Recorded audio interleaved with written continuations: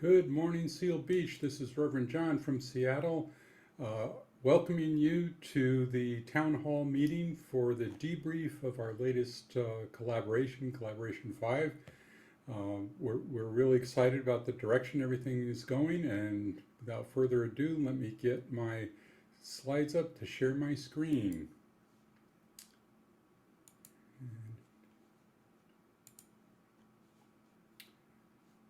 So hopefully you can see that, and we will just go here to start. All right, so the first thing we talked about was how is the collaboration going for the people that are involved in this fifth meeting.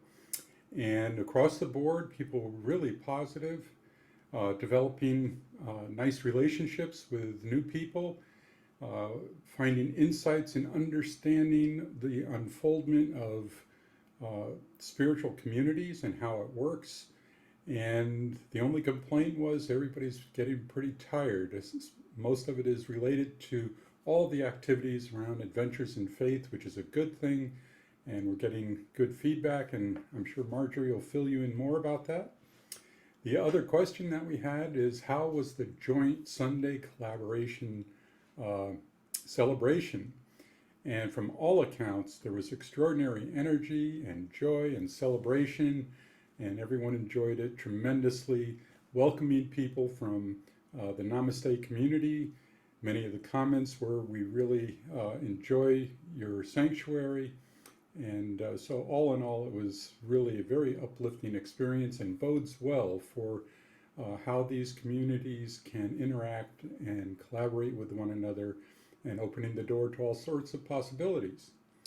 And so the topic for this week's, or this last week's collaboration, was the energy of fulfillment and the power of vision, why it is so important to be really focused on the core business of what we're all about.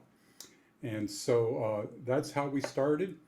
And we talked about the collaboration drivers, and we've already talked about this a little bit, about being mission driven and the synergy that happens when a group can really focus on the energy involved in developing that.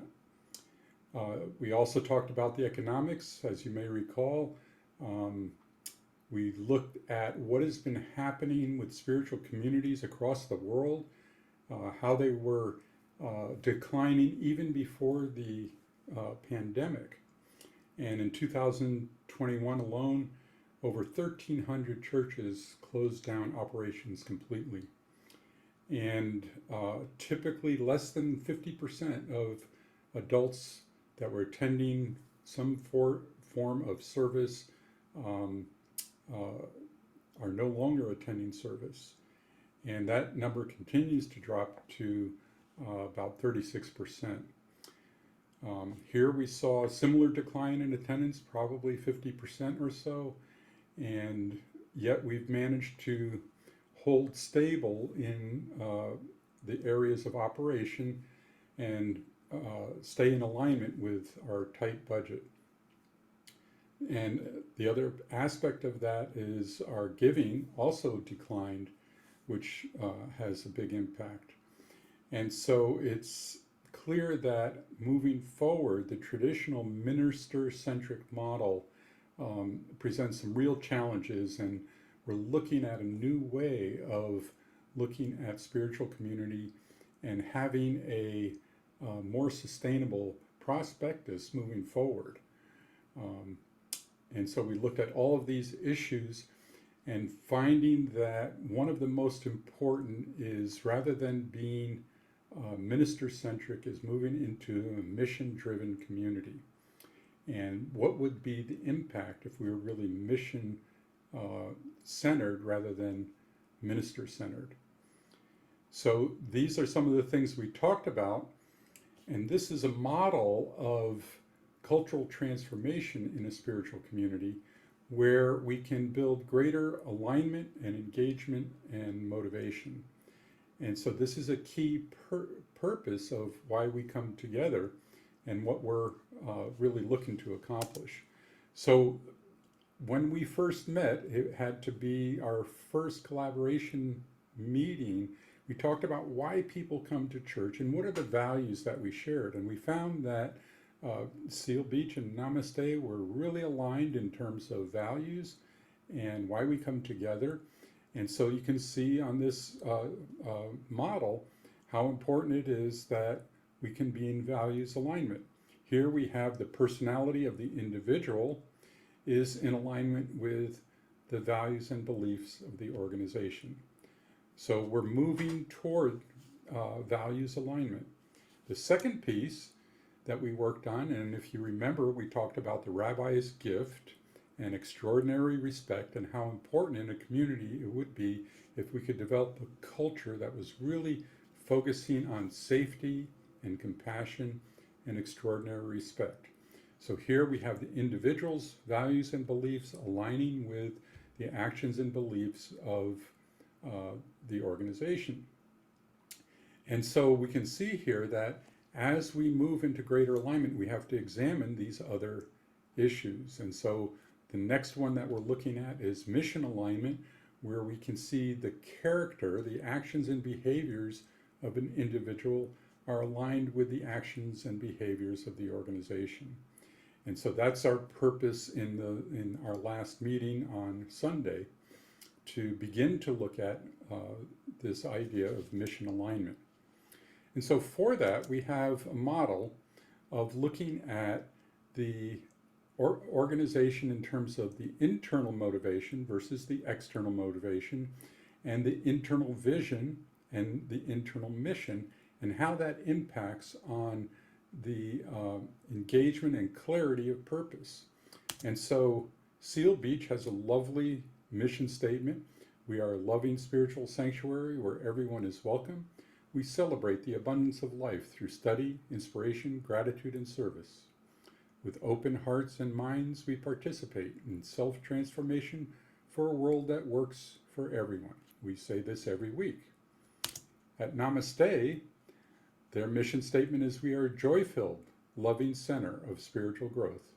We create transformative connections and build bridges of unity for an all-inclusive humanity. So somehow, these have to come into alignment. And the question is, well, why do we do this?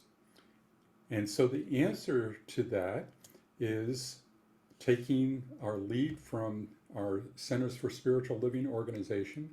The reason why we have these two missions is to awaken humanity to its spiritual magnificence. That in a way is our service to our customers, our congregation, our community. Then the question can be asked is, why are we awakening humanity? And the answer to that is the external vision of CSL, creating a world that works for all. And so hopefully there's a connection there that we can make, that all of the work that we're doing is leading to this contribution to the society. A core piece that is missing is, what is the core business? What brings fulfillment to our organization? And how can we measure that? So again, we take our mission statements from both Seal Beach and Namaste and ask, why do we have this sanctuary? And the answer is, we don't know. It's not clear. And if it was clear, then we would know why we're creating a world that works for all, if that's making sense. So if we're going to share resources, somehow we have to look at these two mission statements coming up with a core business. Now, for the purpose of collaboration and creating ideas, I came up with a core business that we could look at and see what kind of impact that would have on our two organizations. So I came up with, we are creating an intentionally inclusive spiritual community. So if we ask the why on that, it's creating a world that works for all. If we're creating an intentionally inclusive spiritual community, then we can create a world that works for all. The question that checks that is, Well, how do we do it? How do we create a world that works for all? Well, if the answer we are creating an intentionally inclusive spiritual community answers that, then that's a legitimate uh, uh, interior vision.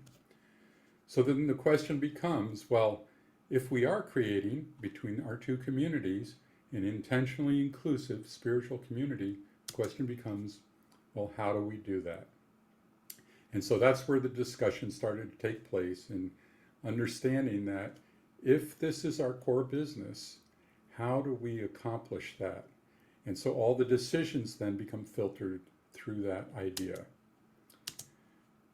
So if we're willing to combine or explore combining resources, then what has to happen in terms of using this idea as a filter? See, without this core business in place, it's like driving in the fog, where we can see in the rearview mirror, but very limited. And with the low beams, we can illuminate the fog, but aren't clear about where we're going. And so without that core business, we're not sure, we're just kind of creeping along with some vague idea of what could make a successful and sustainable spiritual community. And so we're looking at these questions to really ask in detail, what would we have to start doing? What would we have to stop doing? What would we have to do more of? Getting together with each community to answer these things is a really intensive and real possibility for coming up with something innovative.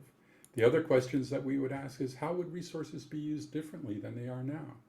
How will the behavior and actions change to become that vision of creating an intentionally inclusive spiritual community? And what might we have to give up? So this is part of the conversations that we had last Sunday in our collaboration meeting. And what we decided is that we need to really formalize this exploration. So we've looked at our values alignment, we've looked at our personal alignment, we've looked at the possibilities that can emerge from being aligned in terms of the mission and being mission-driven or mission-centric rather than being minister-centric. And we now have to formalize our discussion about structural alignment. As we do all these things and get in alignment, we get more, the energy transforms and people become more motivated and engaged in making this a reality. And so this is the next step that we have to look at. And that date is wrong. It's November 13th is what it should be. So we're going to formalize the exploration process. We're going to add additional members to our collaboration team, which means our full leadership council, practitioners, the steering committee, and selected members from both Seal Beach and Namesté.